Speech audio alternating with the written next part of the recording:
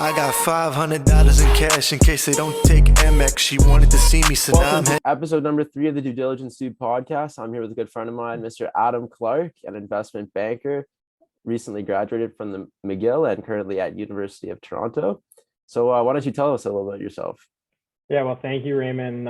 First off, thank you for having me on. It's a pleasure to be here. So as you said, I went to McGill, David Hotel Faculty of Management, where I did a double majors in finance and economics.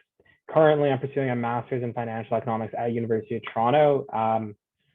It's basically just because like people might not know what financial economics is. It's basically combines a master of economics and a master's of finance.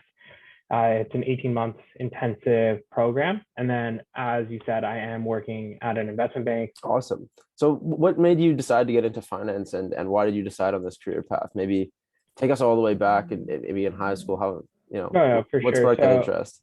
So I think like I can trace, as you said, my interest back to high school. It was a grade 10 class where I think it was an economics class. And part of it, we just did a stock picking competition throughout the year to get us familiar with, I guess, the stock market and the world of investing. And for me, I thought it was fascinating. Like I think it was my first real introduction to the stock market. And for me, it was just fascinating that one day a company can be like at $10, the next day that it can be 12. Even though that's like very rudimentary, and like over time I've learned why that might be and how that happens and like what is it to investing. I think it was just a first general introduction to what the stock market is. And then building on that again, like I decided McGill was the right place for me, where I did the Master of Finance and Economics. I loved my time there. I think that both the McGill Finance Department and Economics Department is one of the best in Canada. And then building on that, like University of Toronto, I just wanted to further my education. I knew that's something that I wanted to do. So I have no regrets at this point, and it's been a great experience. I've been learning a lot, and I've been enjoying my journeys today. That's awesome. So for me, definitely, I feel the same way. Like when I was in high school, it was my first economics class where I started learning about literally just like supply and demand. And I was like, this is just so fascinating that like such a simple concept is, so important to our lives, just like how business works, how everything works.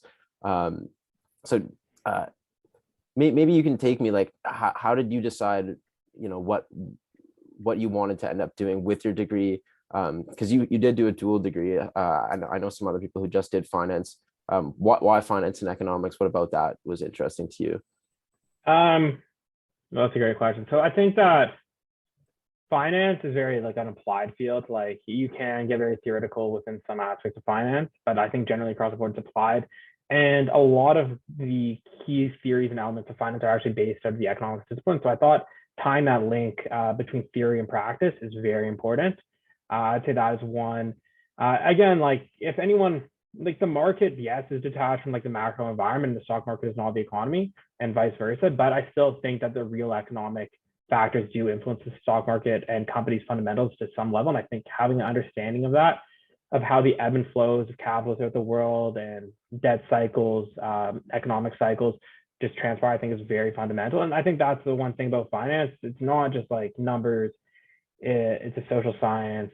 It's like social science, analytical, across the board. Like history is very important to like any good investor. I'd say understanding human behavior at some basic levels are important. Like understanding the behavior of markets and the people that make up the market, again, is all very important to I think to finance. And I think economics really rounds it out, because economics at the end of the day is really a study of people as much as it's a study of like flows of capital. So for sure, that's one reason why I decided to do that. And then I guess like I'd follow that on and saying why this master's I'm doing, because it's still like broadens my like my study of both disciplines of economics and finance and where they are intertwined. I think something to follow up with that beyond maybe like, what would you say like the differences between the skills that you've learned in school, more like when you're in lectures and whatnot, and then the difference might have been when you're doing your practical experience at the different opportunities that you've had so far? No, yeah, like okay, so like I think like at anything you do in school, there's not one formula for finance, like, and what's one thing that gets it right and one thing that gets it wrong. I would say I think that like to really know how the world is and like how the market actually functions, like Mr. Market is its own beast and it ebbs and flows in whatever way that it wants to really. And you're basically along there for the ride and you got to figure out like what's calm within the storm. So I think that's like perfect in school, and you can look at perfect CAPM optimization and how to optimize the portfolio based on certain factors. But sure, but doing that in practice is way different. And also, like when you actually try to go out there create a portfolio, like there's a lot of other balances you got to risk. Like, what is my liquidity risk? Like, what's my concentration risk? If I let's say if I have an underlying position in the SPY, but then I'm holding like Apple, like am I overweight Apple compared to the rest of my portfolio? Like, how does my actual opinion on these sectors will drive my portfolio construction? So I think that's one big thing that's different in practice. I think that you ask yourself a lot more nuanced questions when you're actually investing. So yeah, but like I don't know, like I think in school when you really learn like portfolio management and whatnot, it takes more of like a quantitative lens. Like you maybe see more at like a quant shop than you would see at like a discretionary manager. Like I don't know how much, I can't speak, like I've never worked at discretionary as manager. I don't know how much portfolio optimization they use and those like traditional finance theories that they actually apply in practice. So maybe going into that, what area of finance is most interesting to you? No, that's a great question. Like again, like people say finance, and probably the first thing I think about is stock markets, but private finance is huge. I don't think people talk about bond markets, crypto, like currency markets a lot. I just think at like a retail level at least. Yeah. But for me, I think ultimately I probably want to go into working somewhere in the public markets with probably predominantly equities. I think it's just what I'm most interested in, and it's like what I'm most familiar and comfortable with. But with that said, like who knows where your life's going to take you. So yeah. Would you say that you're, I guess right now you're having experience with the sell side, but would you say that you're more interested in one or the other, or would you like to try both? Both. Like yeah, I would try both. Like I have had some experience running some like portfolio kind of at some sort of more regular level than what I'd say like an average person or an average like student has done. So I would say I have a little bit of experience on that side, on what you would call the buy side. But again, like I think the sell side is a great place to learn a lot about finance, learn a lot about like the needs of companies, how companies think about capital raising them, as well as on the flip side. Like even when you're on the sell side, you're interacting with investors a lot. So like you also get to see like how do investors look at certain opportunities, like what makes a good business, what makes not a good business, what makes this opportunity unique or not. Like, is there a moat? Is there like a real growth story that we can get behind here? And I think that's another interesting aspect of the sell side. And then you're like, look, you're right in the middle of the capital markets. You're literally bringing people who need capital and people with capital together. So there's no other, like there's not really another place you can do that. So I think for a young individual, it's a great place to learn, at least at my firm, right? So I'll give a little background about my firm. So we're a Canadian middle market investment bank. So predominantly we probably deal with companies anywhere between the value of $50 to $1 billion. And we got a sweet spot in there somewhere, and we work across the board. So we'll do sell side mandates. We'll do equity capital raises. We'll do debt capital raises. We'll do growth equity. We'll do minority equity stakes. And we're totally across industries. Like we don't have one specific industry, which I like. So so far, like I've been working for 2 months. I've been on staff on 4 different mandates across 4 different industries and 4 very different asks. And for me, like that's the exciting part. Like I'm looking at a lot of different business models, asking the nuanced questions that I like to ask and see and really get like a feeling for what this business is and how both investors look at businesses and how companies look at their day-to-day operations, which I think is very important to understand for any investors. Like how does management see a business? Because like, look, if I'm an equity holder and like, let's say I'm holding like $100,000 in a stock, but the company's like market cap's $1 billion. I have no say whatsoever on management. So to be able to understand how management thinks of business and be able to get comfortable with their way of thinking of it, I think is also something very important. Yeah, that's awesome. That was kind of like the same sentiment that Noah was telling me, that he like really enjoyed being so close to the action and like seeing deals close and being able to be a part of what for a lot of companies is their first time maybe in the public markets, especially I guess with I'm assuming your size businesses that you guys are interacting with, these might be like their first time raising capital in the public markets, or private markets otherwise. So it must be very interesting. No, for sure. Like it's it's an exciting place to work. It's fast paced. Yeah, like what you hear about investment banking predominantly across the board is true. But no, like I'd recommend it to anyone who is interested in finance and wants to learn a lot. Like you get like look, like you learn a lot. And like as a thing is like one thing you learn one thing in school, but how it's applied in practice might be different than it might be different. Like there is industry standards, there are industry norms that you don't really cover in school because industry like schools more takes more of an academic lens than a practical lens. So Sure. Who inspires you most? Maybe for your career or otherwise, what or who inspires you? what are who inspires me? Yeah. No, that's a good question. Like I guess I don't think too much about who inspires me other than my parents. You know, they're great people. They always motivate me to be a better person. I'd say that's one. I'd say like my family inspires me, but that's like I feel like you're looking for like an investor I really like. No, I was just looking for a broad question. Maybe. Okay, yeah. I think like one thing that inspires me is like I'm a competitive person. I always want to be better, and I always want to drive myself forward. So I think that like my like my drive to become a better version of myself, I think, is what really pushes me forward. Who inspires me? I think there's like a handful of great investors out there, like so many sophisticated investors. Like one, I think that people maybe like people aren't respecting Warren as much as he needs to be respected, but like honestly, probably the best investor of our generation. I think Ray Dalio has a very interesting macro look on this world. I think Guy Spider, I think that's his name, Guy Spider, or I'm maybe mispronouncing his last name, is another great value investor. Super interesting. Jim Chanos, if you're anything interested in short selling, like he has a really interesting, very polarizing Chanos.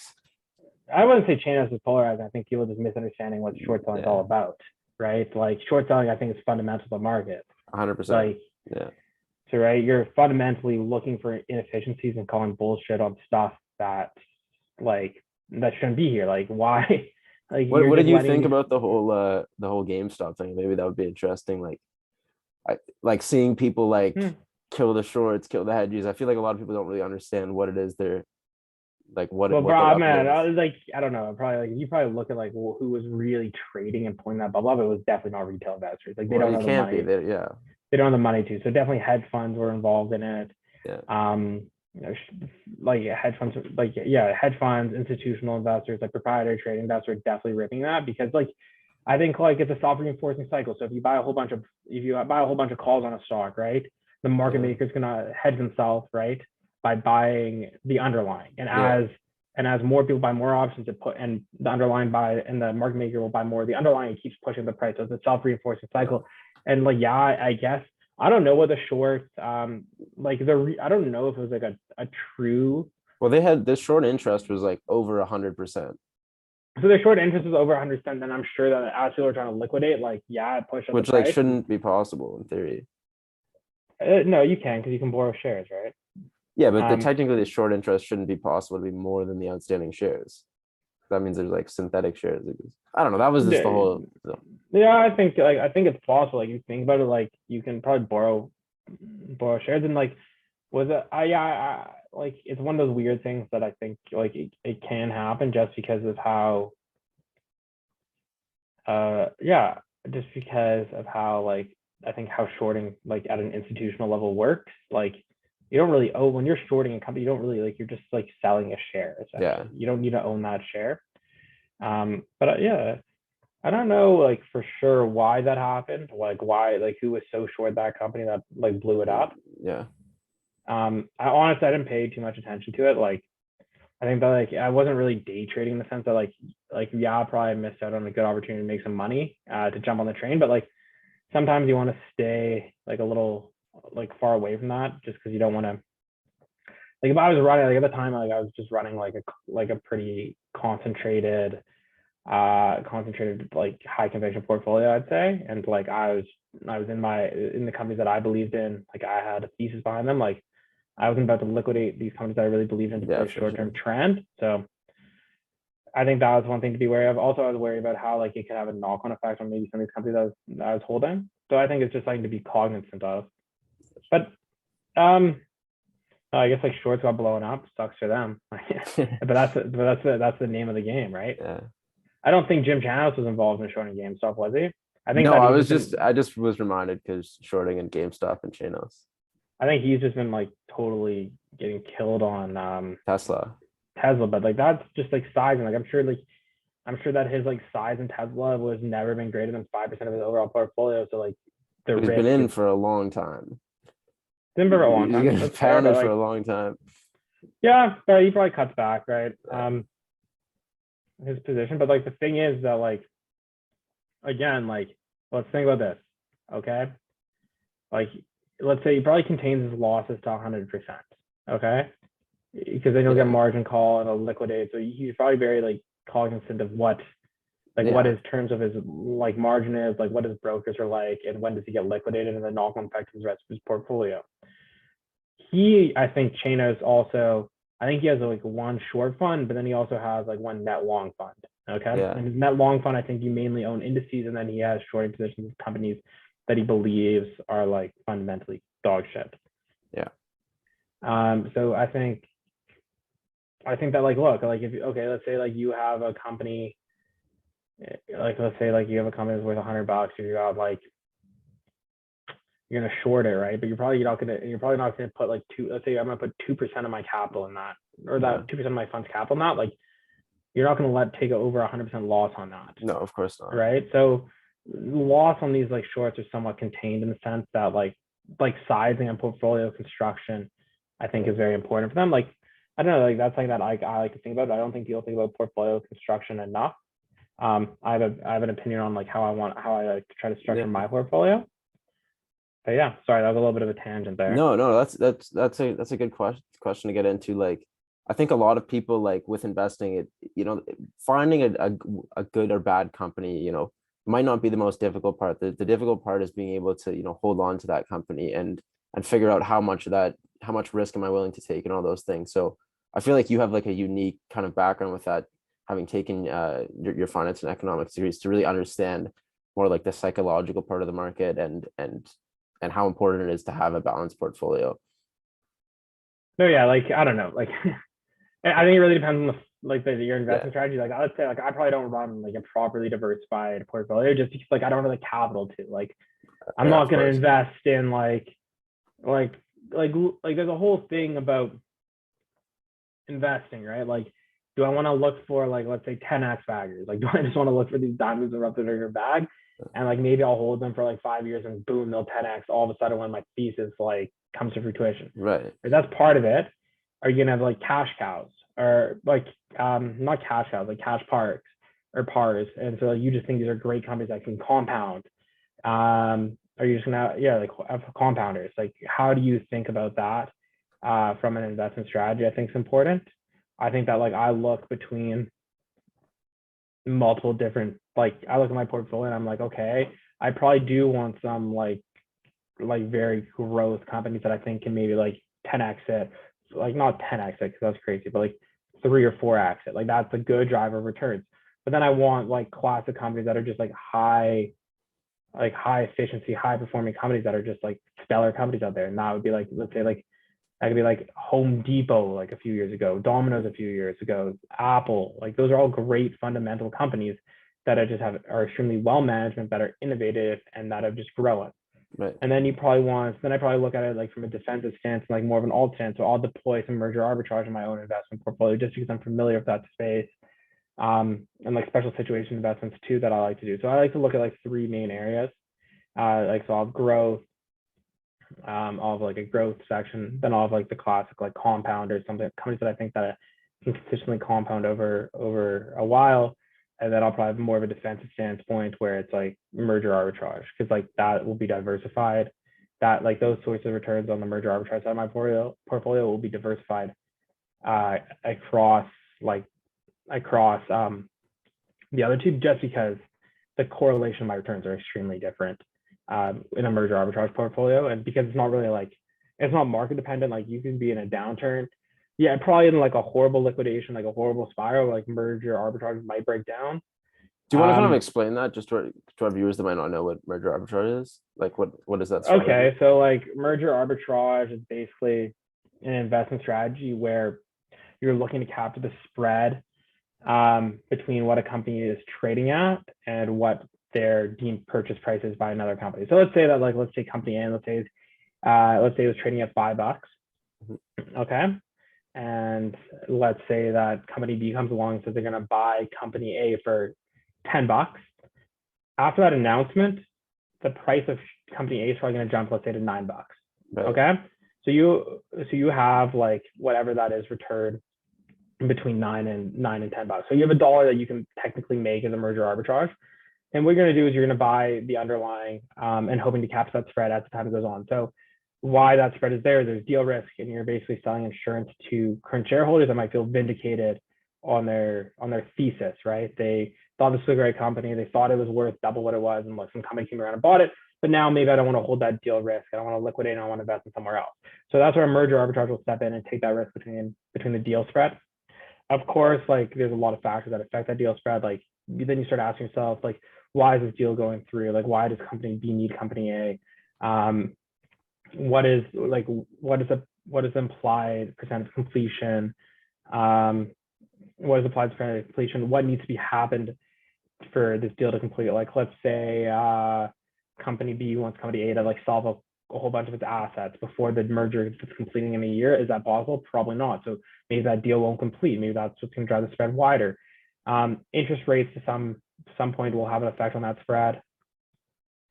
And then again, like just like maybe there's some like during COVID, right? When companies like the way that the deal might be financed, like it's sure it might be a cash deal, but to get that cash, are they gonna pay from balance sheet or do they need to take out a loan? Yeah.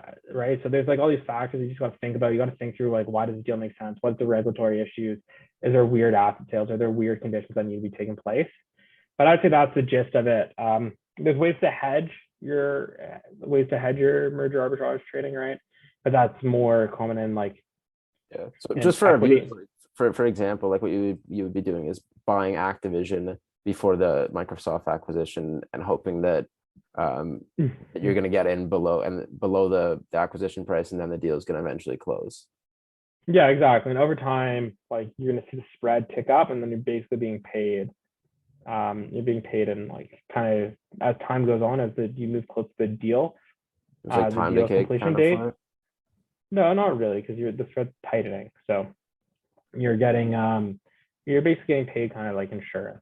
And like basically like investing merger arbitrage is kind of like trying to look at like high yield bond investing. Basically that's what you're getting exposure to. It's more similar to like what a bond kind of trades like versus like an equity trading. That's one thing to be cognizant of how you kind of trade it. That's super interesting. That's probably like really new to a lot of our viewers who don't know that strategy. So thanks for sharing that. No, yeah. Sorry, what were you gonna say? No, my pleasure. Yeah. Maybe we'll ask what's it like working in investment banking? Maybe like what's a day-to-day like? What do you do? How do deals work?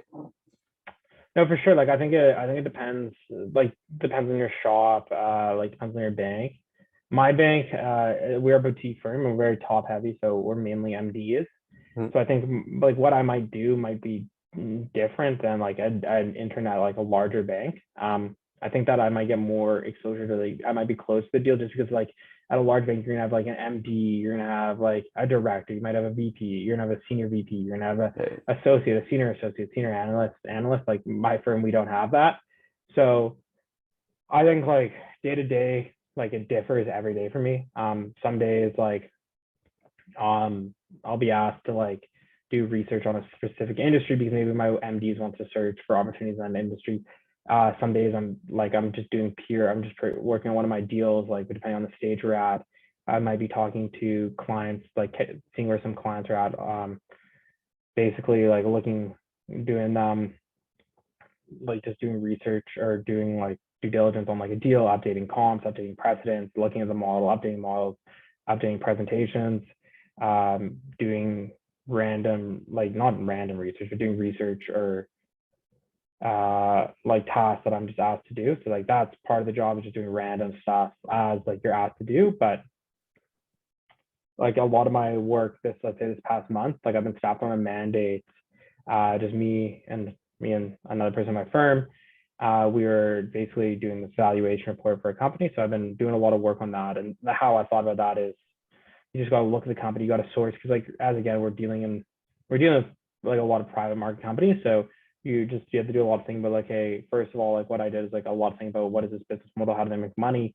Okay, then I go look at, okay, so there might not be certain like very good, like number one, like obvious comparables to this company. So then I started going think about, okay, what is a comparable company? Like maybe it's based on how they generate revenue. Is it based on their geography they operate? Like based off key risks? Like what is that? And then same for precedents. Like how do you look at a precedent transaction? Like what's going to be similar? Then again, I started the comps for that one and precedents, and I went more into like building out our DCF for the model or for the company, and thinking about like what are our key revenue drivers here? Like how's this company going to perform for the next 5 years out? What are the main risks? What are the tailwinds? And then go in, build a presentation for that. So that's what I've been doing for the past month. Like I'd say it's just pretty standard investment banking work. But yeah, like our jobs really depend on like what are our clients' needs, right? Like what does our client do, and how can we support them in any way to facilitate their end goal? What part about it do you enjoy most? Is it meeting with the clients? And I guess you said being with a small firm is probably nice that you're able to be so like close to the deals. Is that what you enjoy most? I think like what I enjoy most is just the learning experience. Like I have like my team has been like very welcoming and very supportive. And like I think for what I was very surprised about is, for a small shop, like they really care about you and they really want you to learn. And like being so close to some of these MDs, like these seasoned like investment professionals, just being able to learn from them and hearing how they interact with our clients and like potential investors, and like how they think about the business, I think for me is super, super interesting. And that's what I've enjoyed the most. That's awesome. What do you think the most important thing you learned at your time at school was? And maybe you could talk a little bit about your time in some of the clubs you were in, the investment club and Case League. Okay, for a Case League was a while ago, but I think that was just like, that for me was just getting comfortable with like looking at like an interesting situation, and like being able to like convey your thoughts in like a clear and coherent manner to some people. Investment club, I wasn't like very active in. I was kind of like a passive member of that club. I did this other thing where like I was managing $250,000 in McGill endowment. That was quite interesting.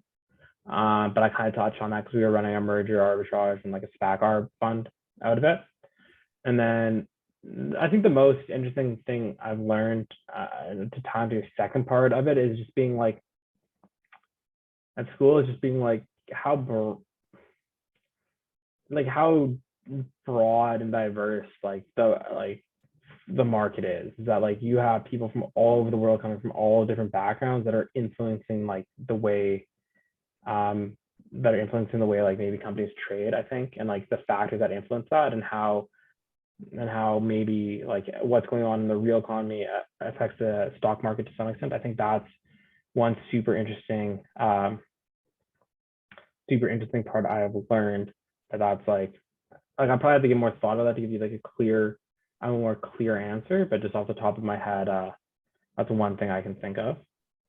Yeah, I would say that's a super interesting answer. Just like in general, like, do you feel like your perspective kind of changed about the world at all, having now been in this role, or 100%. And I think that like if you're I think one of the things that in the investment world is that like your ability to continue change your perspective. Like I think that as you're staying stagnant on how you think about through a situation or how you think about an investment, like the market's ever changing, right? So if you got to change with it, you don't have an option. So exactly.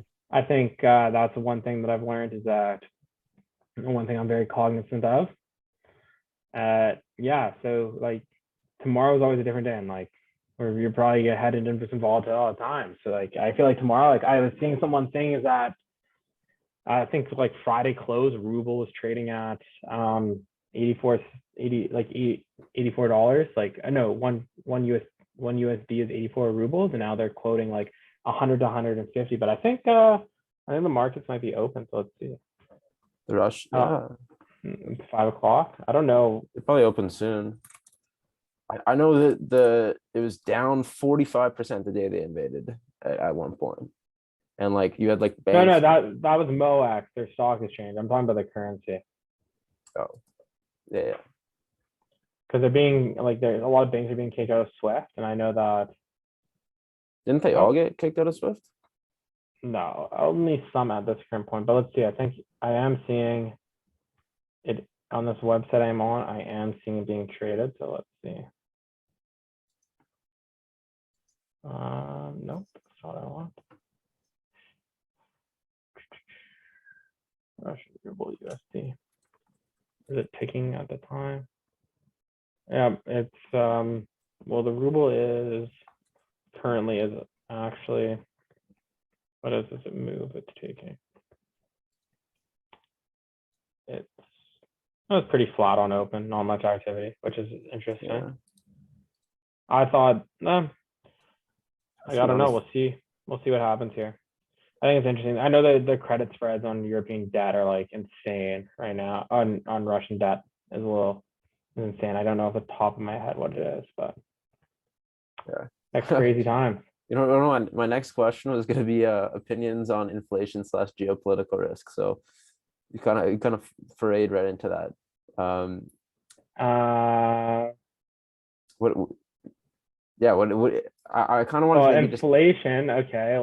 Okay, so you want inflation and geopolitical risk. Okay, sorry, 1 second. Yeah, just so you know, we have like just one more section, which is going to be like, what are your overall opinions on the market? Maybe talk about like your portfolio. I had a couple of like questions and stuff. Okay, so. No worries. I just gotta answer a text right now. No worries. Okay. Inflation, I think that's an interesting one. I think that like I actually can't. So I was of the opinion I think probably for a while that we were going to see a 50 point basis move with the U.S. Fed in the March meeting. Yeah, I think that a lot of people were saying that.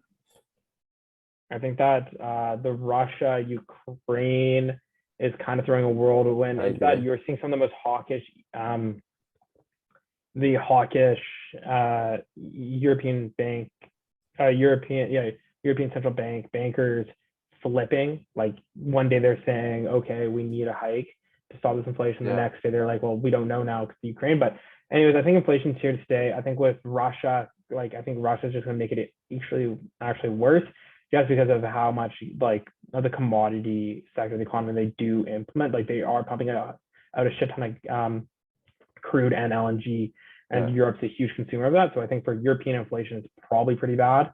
US, I think inflation's here to stay. Like I think you can say supply chain issues, but only to some extent. I think you're seeing it like purse rates to more parts of like sticky parts where you're seeing.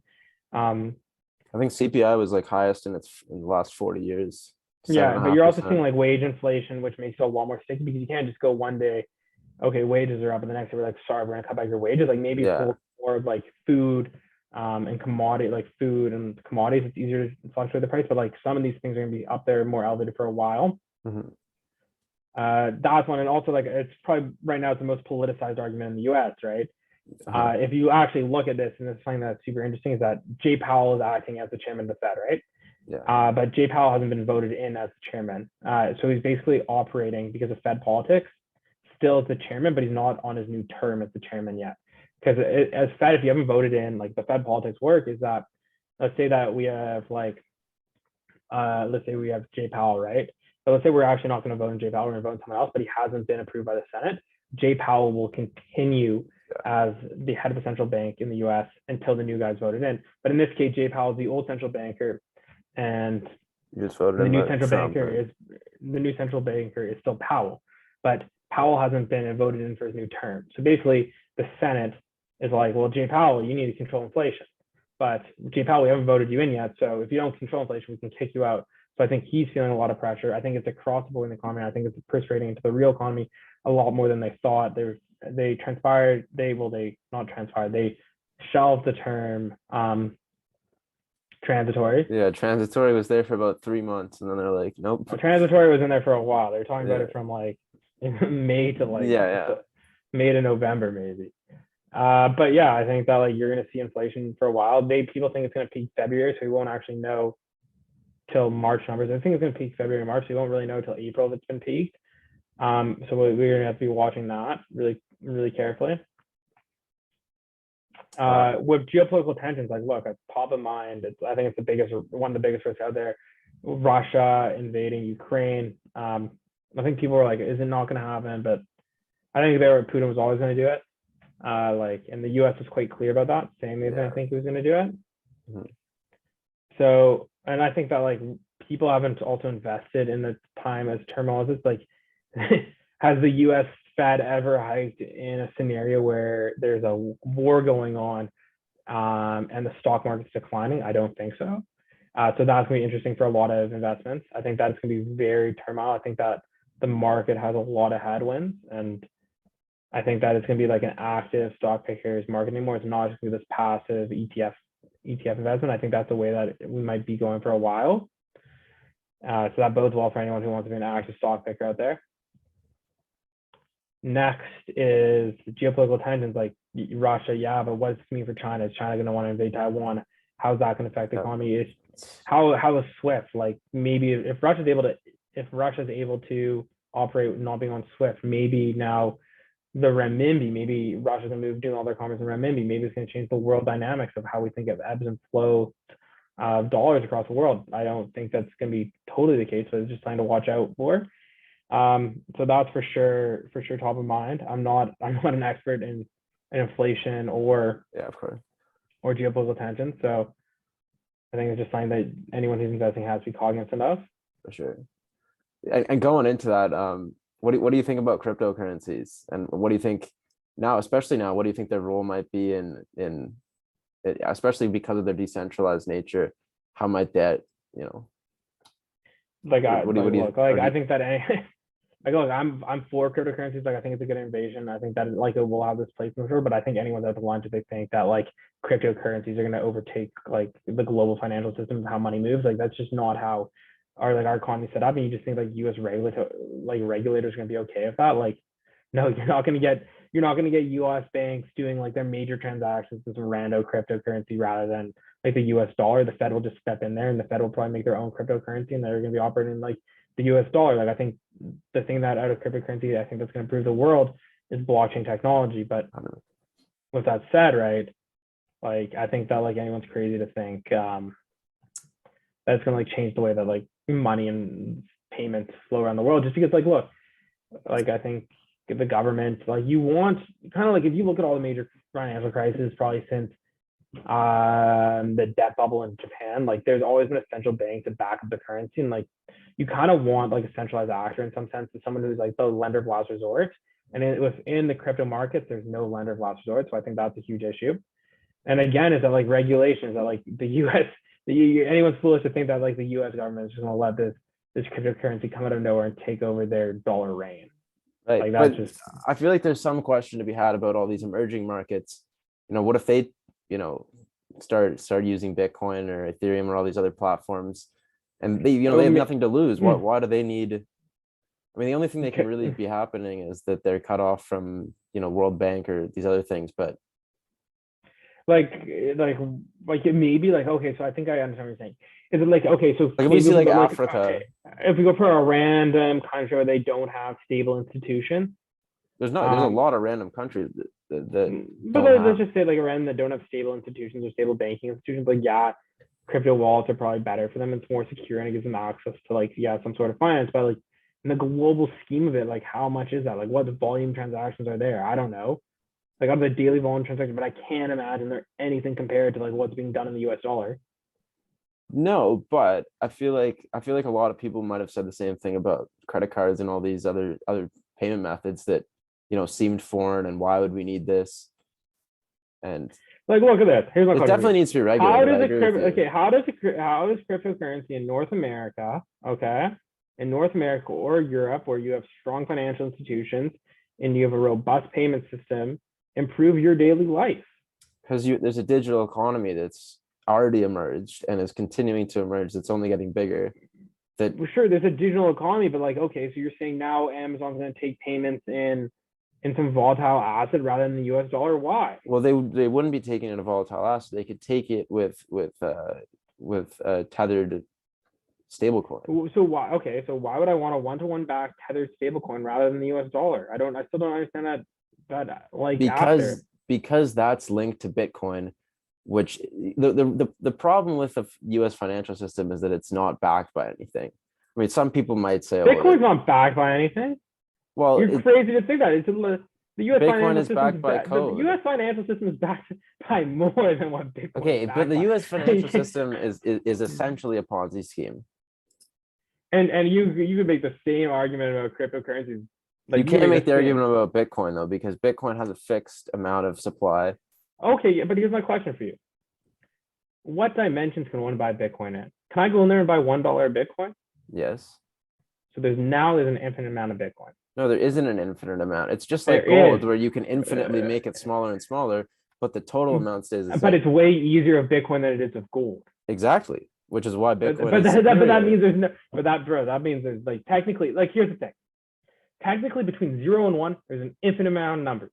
It just depends on how you divide it. Okay. You're right. The same thing with Bitcoin. You could have 1 Bitcoin and 23 million Bitcoins, but it's you could split that into infinite amounts of ways, technically. Yeah, but you're comparing it with the US dollar, which is not finite at all. They can just print more whenever. Yeah, but like they're not gonna, like the thing is that you're crazy. You're one crazy thing. They're gonna print more forever, regardless. They're gonna, right? Well, I think we've just been in a crazy time of monetary policy. And I think that like the high inflation reads are kind of showing the US government that you can't just print money like no tomorrow. Like I think that like that was like MMT dominating for a while and quantitative easing. Like I think that quantitative easing here will be here to stay for a bit. But like you're crazy to think that like people are just gonna print money consistently going forward. And number 2 is, man, like look, Bitcoin's not efficient enough system to be a payment system in the world. It's not efficient enough. Number 1, like look, my opinion on Bitcoin is that if we do move it towards a digital economy, Bitcoin's going to start being collateral. But the only problem with Bitcoin as a collateral right now is it's way too volatile. But the only reason why volatility will come down is if institutions invest more and more regulations in there. But as you have more regulation, it kind of becomes more decentralized because now the like external powers are really influencing how it interacts. I guess. I mean, Bitcoin really came about after the financial crisis. So it's like, I feel like they have never stopped printing money. I mean, if you look at the value of $1 US over the last 100 years, it's down like over plus 90%. Like if you just held that dollar, it's not worth nearly what it used to be. And like you can pretty easily determine. But the US dollar doesn't go out there. The US government doesn't go out there and be like, US dollar is gonna be worth more, right? That's like any dollar in the world down because of inflation. Like the purchasing power of any dollar is decreased over time. Exactly, but there used to be backed by the gold standard, and so Bitcoin. But the gold standard is an extremely inefficient system. It was, but it kind of reduced government overspending in a way. I mean, it's a kind of a political argument. I feel like Bitcoin is like, if you're like more of like a free market kind of like libertarian person, then you're gonna like believe in Bitcoin because you don't like authority in that. But if I think I'm all for the free market, right? I'm all for it. I think just people kind of misunderstand like look, like I don't think any of the major economists, like maybe the people that actually founded the discipline, were against government intervention. Like Adam Smith, I think, was pretty pro like having some sort of centralized actor. Like I think the government is very, very important for modern day capitalism. Like they're very important for incentivizing investors and people taking risks, and that's just bar none. For sure. You don't think that? So what's your opinion? Do you think it's going to be around? Or do you think it's going to go away? Or I think that for sure cryptocurrency is here to stay. Like for sure there's a use case for it. It's too big to go away. But like I don't think it's going to be this all-encompassing thing that's going to revolutionize our financial system, because I just don't think that makes sense. I guess we'll see. Yeah, we'll see. We could talk about this all day, but like we will see. Like yeah, it's definitely. And also there's a whole bunch of there's a whole bunch of shit coins, right? Like oh yeah, I could go tomorrow and make it own cryptocurrency, and I think that's a problem with the ecosystem. I think a lot of those people are going to go to jail for. I mean, it's literally like a penny stock pump and dump. It's no different. but it's Yeah, like but completely unregulated. So we like yeah, think they you can. we'll see. It needs regulation and other stuff to become probably more efficient, but who knows? Are you familiar at all with DeFi? Like I bet, like I understand like what DeFi is and like what the purpose of it is. I think that is what's gonna revolutionize the financial system. Now you're not wrong that there's probably gonna be a lot of regulation and that's gonna be a hindrance, but I feel like just like the internet, it's gonna be like moving too fast for governments to really regulate it without, allowing it to like So become the what it problem is. is that like you got to think about where all the money is in the world. You got to think about like who controls all the money. So right, banks and companies, I'd say, like predominantly are For doing the sure. largest volumes of Yeah. transactions, right? But you're not going to be able to convince these companies to start transitioning onto these platforms, especially banks, because banks in the U.S. and Canada and any like developed market are so regulated. They are so regulated, okay? Right. That they are not going to move on to any of these cryptocurrencies. Like people might adopt them, but for large companies to adopt them in a broad sense, I think it's going to be way lower. Like what's happening with Tesla? Are they actually ever accepting They have payments in Bitcoin? they accept Doge, not Bitcoin. They accepted Right? Doge for like a whistle or something. And like I think Tesla bought a whole bunch of Bitcoin and they offloaded it No, they didn't too. offload it. They have like $1 billion in Bitcoin, maybe more. So When we'll all these see. companies start adding into their balance sheet, for me, really, it's more Ethereum. I think it's gonna be a lot bigger than Bitcoin because it's like basically like the www of the future of the internet. It's No, like yeah, the I platform agree. to Ethereum, be. but I think like isn't there an issue with I'm not totally sure, but I saw some research on this about like the yield of Ethereum and the value of Ethereum as you move to layer two, like Ethereum two. What I do don't you know. mean? I don't know enough about it. I know that there is a use case that's here to stay. Like the person that I listen to probably the most on Bitcoin or like cryptocurrency is Eric. I think it's Eric Peterson. Let me look. Eric. Why am I blanking his name? Yeah, Eric. It's Eric Peters. He's over at One River Asset Management.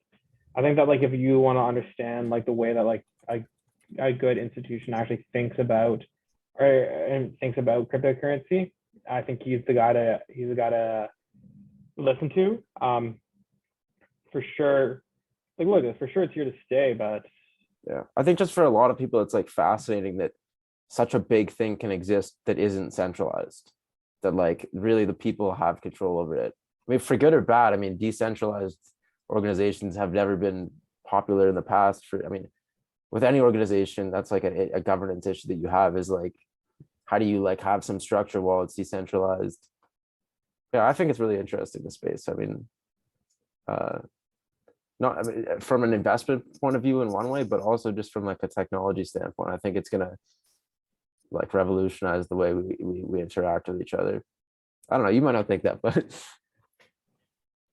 we'll see. Like I like look, I'm a pro cryptocurrency. I think it's here to stay. I just don't know. Like I think like in this grand capacity that people think it might be here, I think like a lot of overpromise. What's I think Bitcoin trading so. at? What's Bitcoin trading at as we speak? I feel like it's a lot of like the internet though. Like I feel like a lot of people at the start of the internet are like, this is crazy. What is this going to be? And it's way bigger than anyone could have imagined. That's my, I don't know. I feel like it's one of those type of industries that's going to experience exponential growth, as Kathy Wood would say.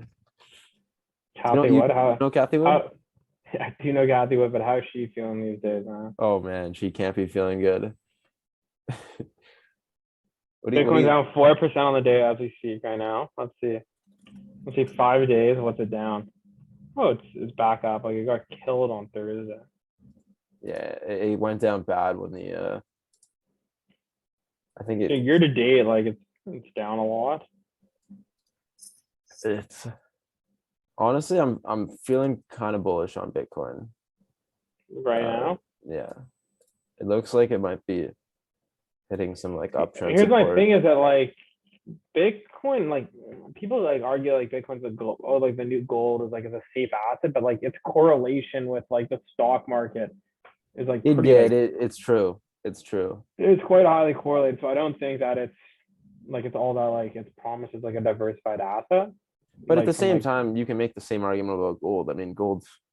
Gold hasn't been a great store of value in the history of the last 10 years. It hasn't, as you know, No, inflation has occurred and all these different things. And no, fair enough. I do like gold a lot now too, actually, but Let me think about, yeah, we'll see what happens. the gold chart looks pretty interesting. A little bit of a cup and handle developing, but we'll Do you see. ever listen to what's his name? Peter Schiff? What? Peter Schiff?